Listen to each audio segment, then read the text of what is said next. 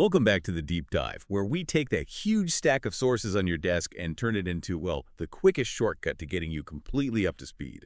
And today, the energy coming off the material is just intense. It really is. We are strapping in for a deep dive into one of the most anticipated returns out there, Hell's Paradise, Season 2. Yeah, our mission here is to distill everything for you. We're talking the premiere details, the creative team, the music, the story, everything you need, no overload. Exactly. We're going to break down every bit of info that's been released about Gabimaru's journey so you understand not just what's coming, but the sheer level of talent that's making it happen. It's more than just a release date. It's about seeing why this is the right team to handle what's coming next on that island. And it is.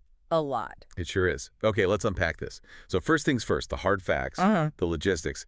When can you actually watch this? We have a date, and it's soon. The sources all confirm it. January 11th. January 11th at 23.45 JST.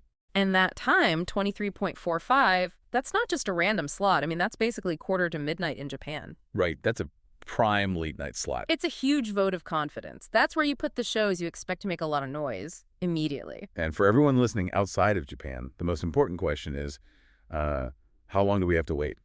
You don't. That's the best part. It's going to be streaming on Crunchyroll right away. Okay, so a simultaneous global release, no more dodging spoilers for weeks. Exactly. It shows how big this title is. The anticipation is just that high, and they know it. And all the promo material, the trailers. Yeah.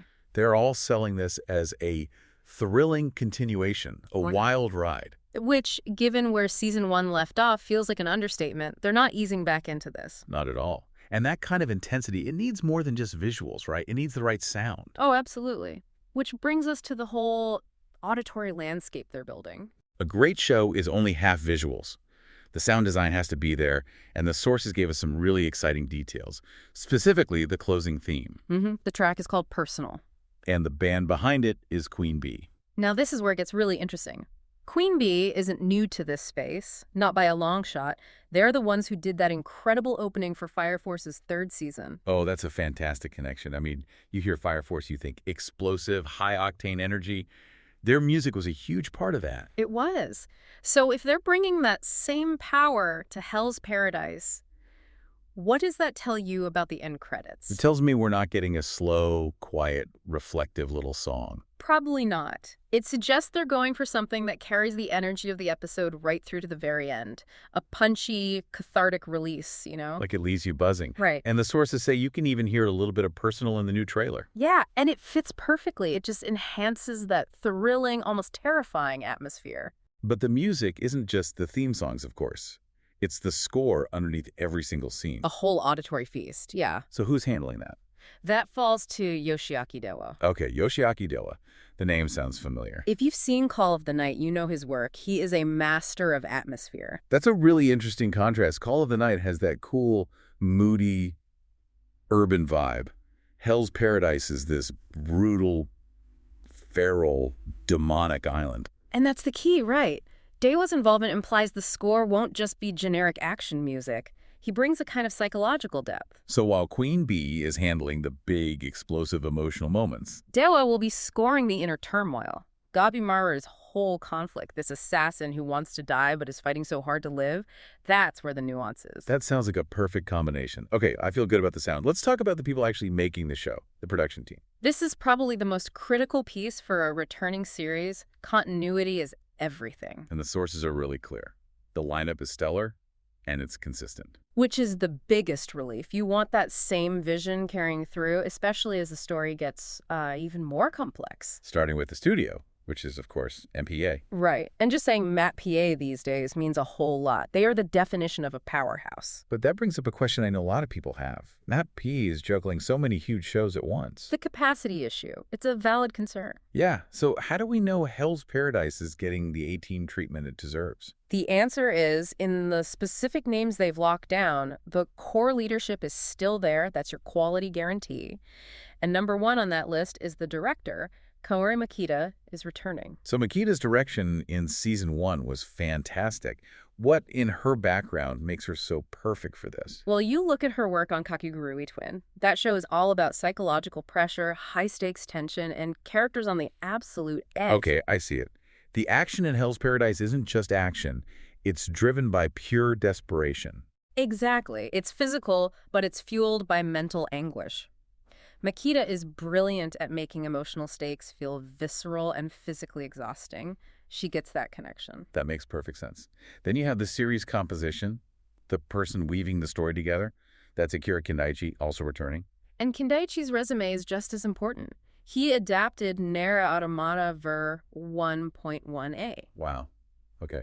That was an incredibly complex philosophical story to adapt. It was. So his involvement here signals that they're not just focused on the fights. He knows how to preserve the deep, intellectual themes of a story, the mortality, the meaning of paradise. He'll make sure it doesn't just become a Monster of the Week show. Here's where it gets really interesting, because you combine Makita's knack for psychological tension with Kindaichi's experience in dense philosophical storytelling. And you put it all under the MAPPA production umbrella. And you get a team that seems perfectly built to handle the next, even more brutal arcs of the manga with total fidelity. And don't forget, Akitsugu Hisagi is back on character designs. So that visual consistency, the look and feel of the characters, that's locked in too. The whole core team is intact. You really can't ask for a better sign than that. So with that team in place, let's just do a quick primer on the actual story they're adapting, the high stakes at the center of it all. Right. So our protagonist, Gabimaru, he's a living contradiction. He's known as the most merciless, the most feared assassin from his village. In the middle of the hollow. Exactly. But when we meet him, he's on death row. He's convinced he wants to die, but nothing can kill him. The truth is he desperately wants to live. And he's given one single, insane chance at freedom. He has to join an expedition to this mythical, treacherous island Shinsenkyo. and bring back the Elixir of Life. An impossible task. But the island's dangers aren't just, the environment. He's thrown in there with a bunch of other death row convicts. The absolute worst of the worst, all fighting for the same pardon. So you have this brutal human versus human conflict from the start. But then there's what's already on the island. The real inhabitants. The terrifying demonic creatures. The gods. The Tensen. It's a story that perfectly, as the sources say, intertwines action and existential dread. Yeah, every single fight has this immense weight behind it. It's a struggle for survival, but also for meaning. Just a phenomenal setup. So what does this all mean? It means we have the premiere date, January 11th, with a global release on Crunchyroll. We've got this incredible sonic landscape from Queen Bee and Yoshiaki Dewa. And most importantly, we have that crucial creative consistency. APA, Makita, Kindaichi, the team is all there. Putting all of this together, all the information from the sources, it points to a season 2 that's not just continuing the story, but elevating it. I think so too. Keeping that core team is the strongest signal they could possibly send. It shows they understand what made season 1 work. This new season is perfectly positioned to meet and honestly probably exceed the expectations. So, time to check your subscriptions and get ready. January 11th. You are now fully briefed for the return trip to Shinsenkyo. And while you wait for that premiere, think about this for a second. The irony of Gabimaru's quest. He's this legendary killer, risking everything for the Elixir of Life for immortality. But all he really wants is to escape and live a normal, mortal life. He wants out of the cycle. Exactly. Yeah. So in a world of these epic quests for ultimate power or eternal life, consider this. Is the prize, the Elixir of Life itself, even worth the cost of fighting for it when all you really want is freedom? Something to think about.